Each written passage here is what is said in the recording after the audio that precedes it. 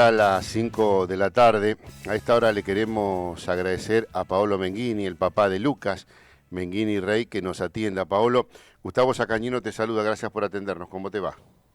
Un placer, gracias a vos por llamarme. Bueno, primero agradecerte a vos y a toda la gente que siempre te ha acompañado por este ejemplo de lucha, con cachetazos que han recibido de por medio, por ahí alguna palmada de la justicia, pero después siempre con la guardia alta, ¿no?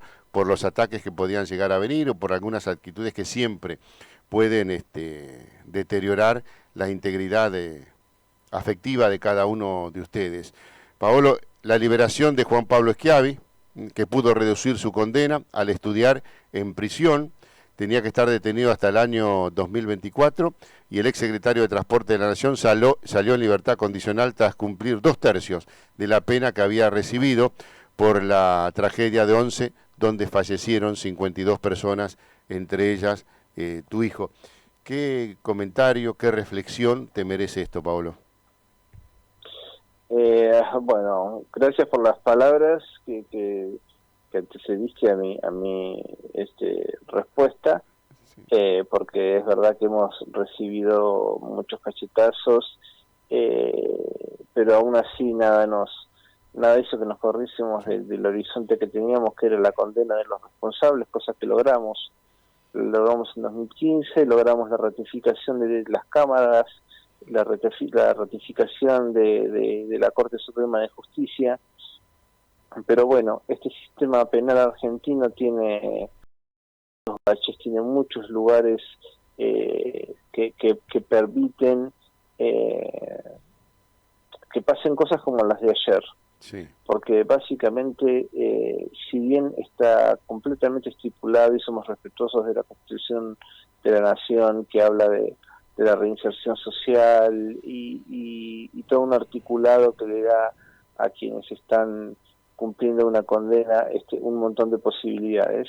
Nosotros creemos concretamente que el caso de los condenados, cuando son exfuncionarios públicos y más cuando generaron el desastre que generaron desde sus despachos, como Schiavi, que fue condenado por administración fraudulenta de bienes del Estado y estrago culposo seguido de muerte en 52 casos, no es el mismo caso que una persona que delinque de otra manera.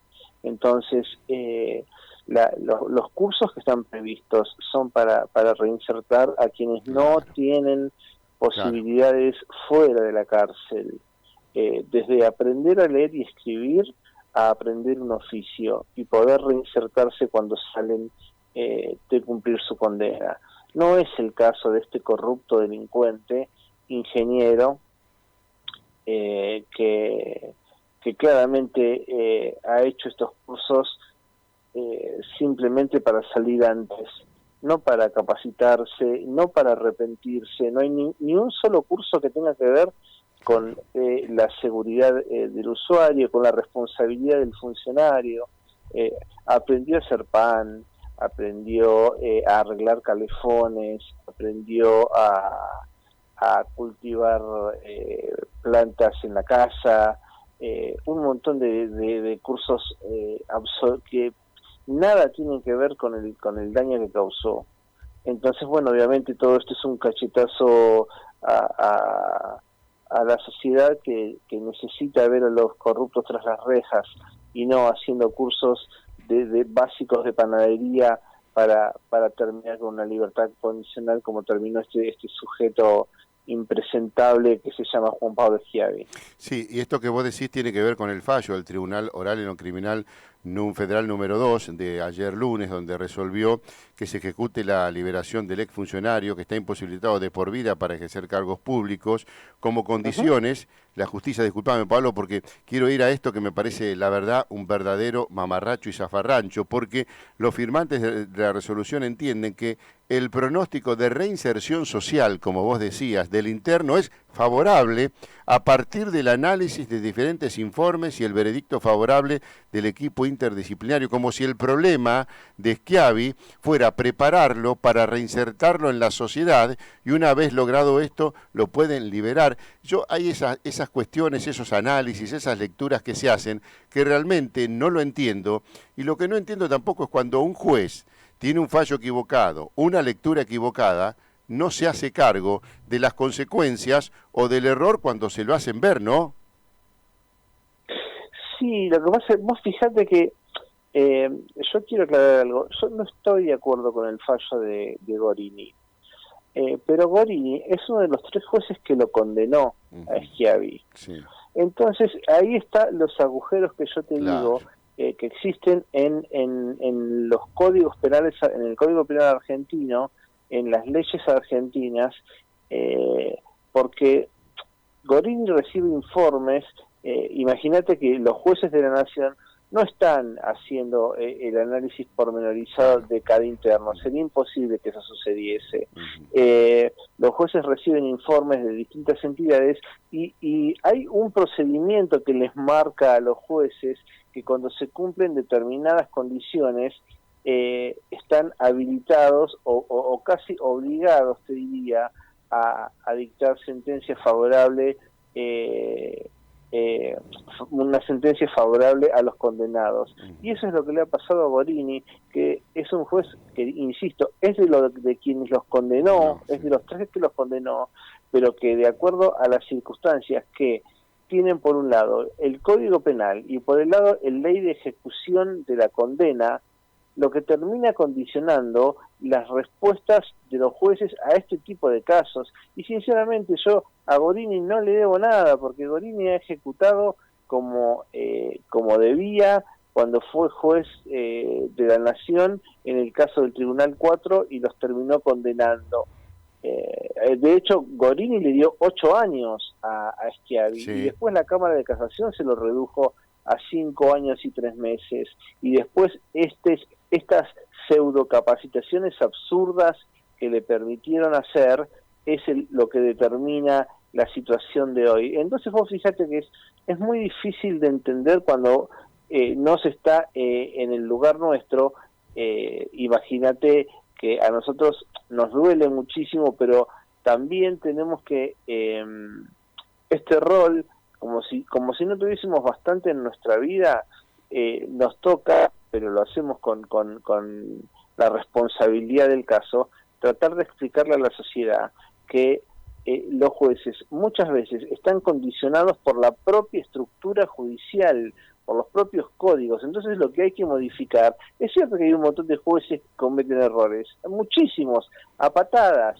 Nos cansamos de escuchar presos que salen, vuelven a delinquir y a destruir vidas. Sí. El caso de La Matanza es el más reciente, sí, pero está muy claro que en casos como el de Schiavi no pueden ser tratados como un condenado normal, porque no lo son, porque violentaron la voluntad popular, porque violentaron la responsabilidad que tuvieron como funcionarios, porque si bien no tuvieron cargos electivos, sí fueron puestos en su lugar para cumplir un cargo con una responsabilidad social enorme. No estamos hablando de un secretario de Cultura que en todo caso te arma mal una muestra de cine o un ciclo de recitales al aire libre. Este corrupto estaba a cargo de la vida de miles y miles y miles de argentinos todos los días. Y causó lo que causó. Entonces es un personaje siniestro al cual las leyes terminan favoreciendo, y eso es lo que hay que corregir, porque si las leyes terminan favoreciendo a delincuentes de esta categoría, los jueces muchas veces quedan con las manos atadas, y eso es lo que ha sucedido.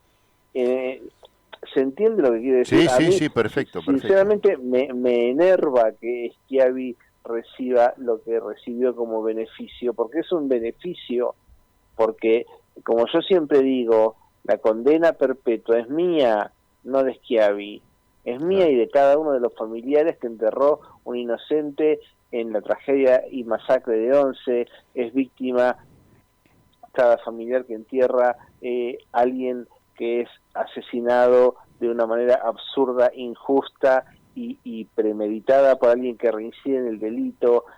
Hay cientos de miles de casos en el país, pero bueno, muchas veces, insisto, hay cosas que se equivocan.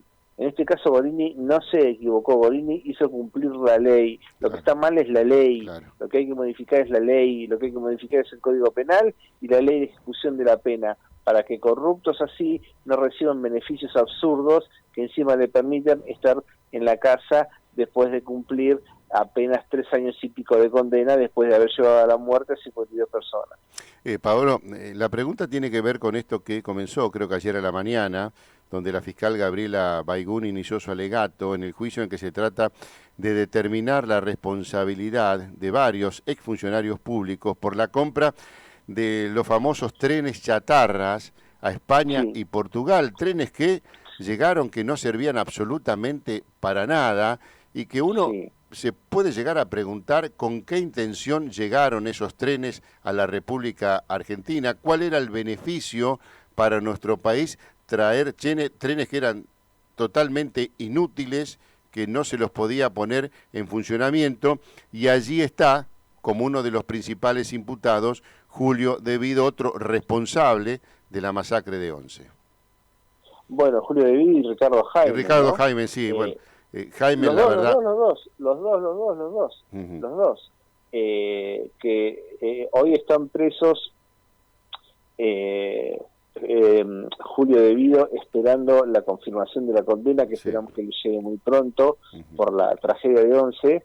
Ricardo Jaime esperando que le llegue la figura de Jaime es controversial porque fue incluido en un delito en segunda instancia, entonces tiene una condena firme por un delito, pero tiene una pendiente, una resolución en segunda instancia por otro delito, además de todos los que se le acumulan, incluido este que vos estás diciendo. Claramente fueron los trabajadores los que denunciaron en su momento la basura que estaban comprando, porque es eso, basura, es como comprar una computadora a la que no le anda el monitor, no le funciona el disco rígido, no le funciona el disco operativo, y aún así te quieren hacer creer que aun cuando no funciona nada de lo de adentro, el aparato CPU, la chapa de afuera está impecable y el monitor está intacto. Bueno, algo así fue lo que compraron. Ahora, trenes que no servían, que eran de descarte, que España y Portugal no usaban más porque ya no cumplían con las normas de seguridad básicas, los dejaban y ellos hicieron un negociado, claramente hicieron un negociado. ¿O vos te crees que los millones y millones de dólares de Jaime salieron de su sueldo?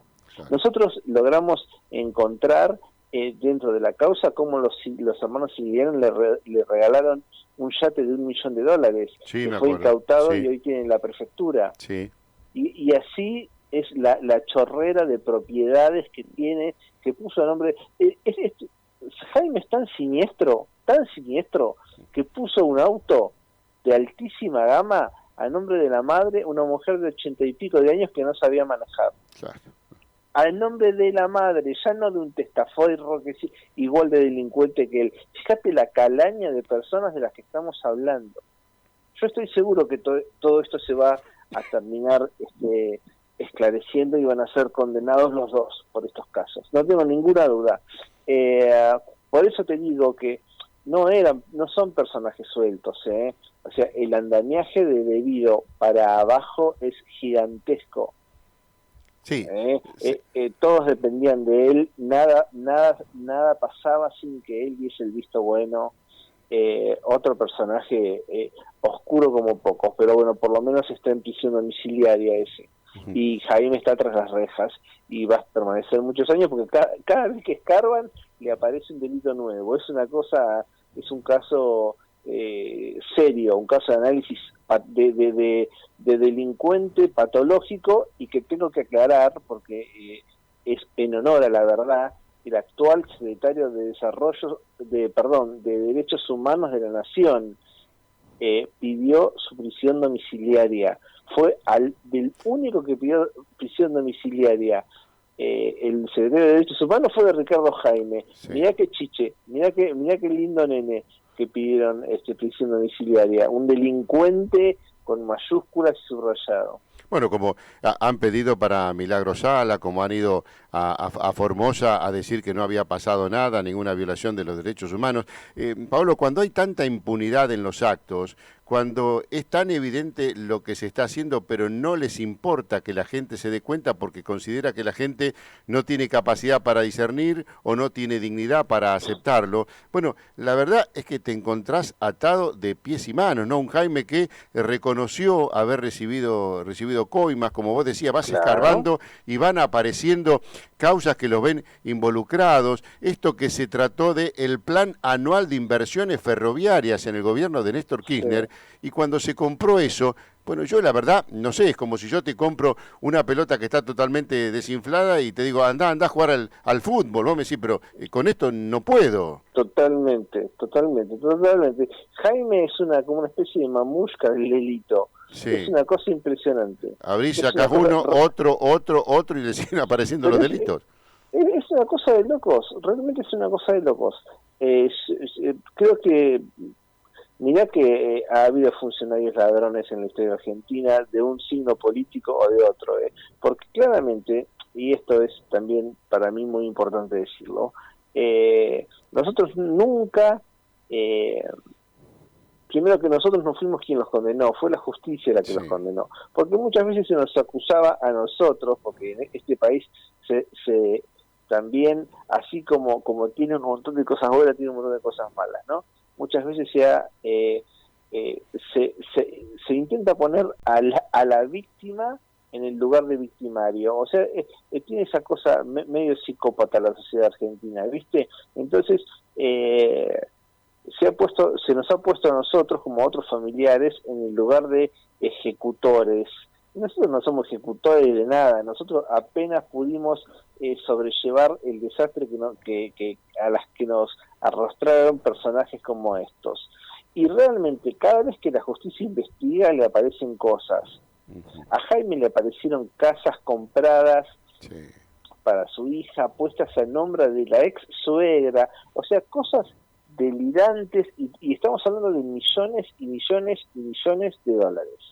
Sí. Entonces, imagínate que toda esa plata la hicieron comprando trenes, en este caso, por ejemplo, comprando trenes que no servían para que usasen miles de argentinos por día. Imagínate qué le podía importar esos miles de argentinos por día.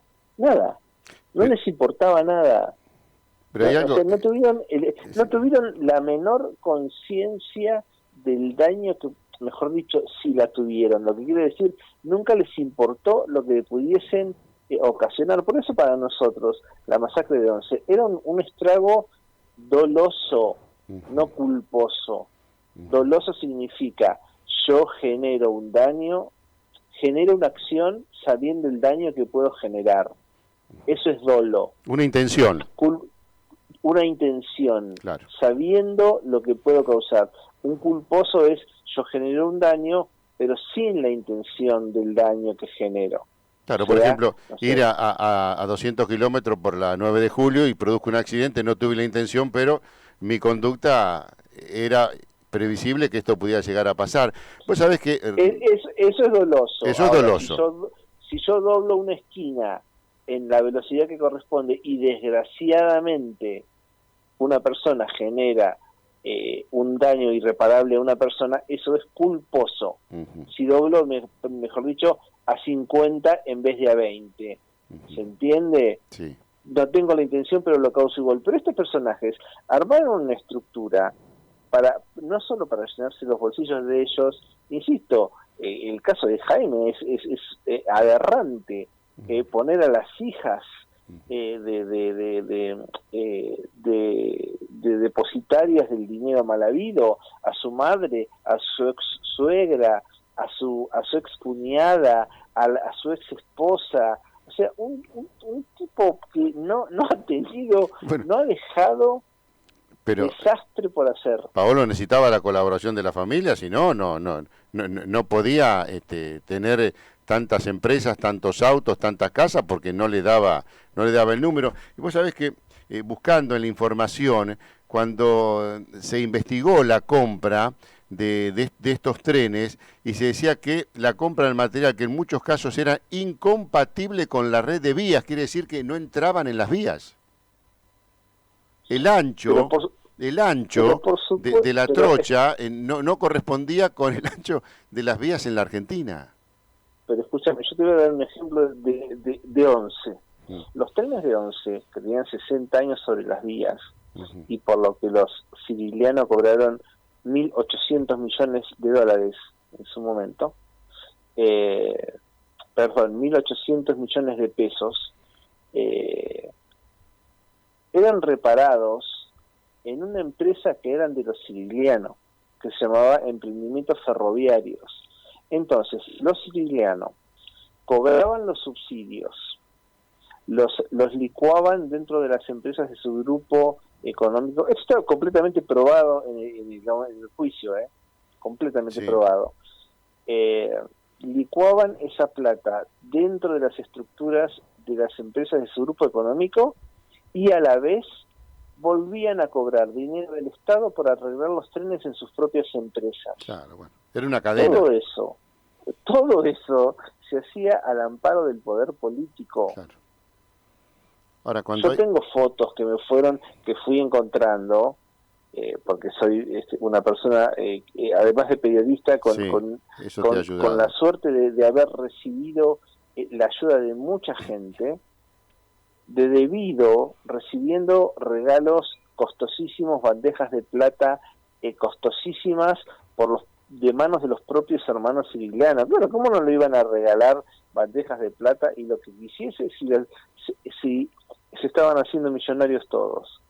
Ahora, cuando hay una cadena tan grande de corrupción, con la anuencia del poder, porque a mí que no me digan que los integrantes del gobierno nacional de ese momento no sabían lo que pasaba con Devido, lo que hacía Devido, me parece a mí, que cuando hablamos de ese famoso, por el título digo, que tiene que ver con el Plan Nacional de Organización, Recuperación y Modernización del Ferrocarril Nacional.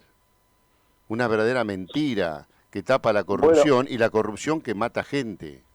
Por eso Devido fue condenado en el juicio 11-2.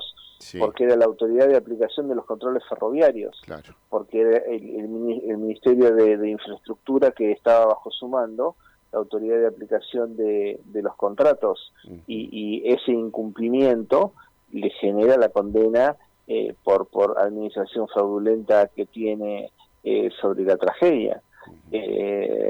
Entonces, como te decía al principio, nosotros hemos hecho todo lo que ha estado a nuestro alcance, que era impulsar a la justicia, que era impulsar la investigación, que era garantizar juicios transparentes.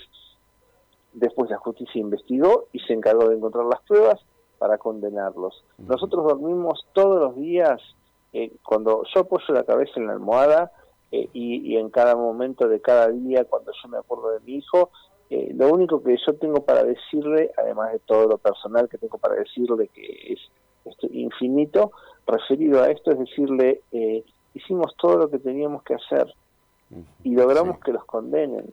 Sí. Esa fue nuestra lucha y esa es nuestra tranquilidad. Yo duermo todos los días muy tranquilo de lo que hice, con todo el dolor que sobrellevo, y camino por la calle con la frente alta y puedo mirar a todo el mundo a los ojos. Ellos no van a poder volver a caminar por la calle nunca más. Sí. Y cada vez que nos cruzan, porque me ha pasado de cruzarme a alguno de los imputados en ONCE por la calle. De hecho, es que alguien me encontró una vez en un aeropuerto y no sabía a dónde meterse. Te juro, fue tan patético, antes de ser condenado hace muchos años, era tan patético tratando de convencer a la policía aeroportuaria de que lo dejase entrar por otro lugar. Era tan patético, yo viéndolo de 30 metros, como huía, como esos ratones que andan, viste, corriendo por la casa, viendo por dónde entran. Esos tipos tienen una condena social. Sí, es la peor condena.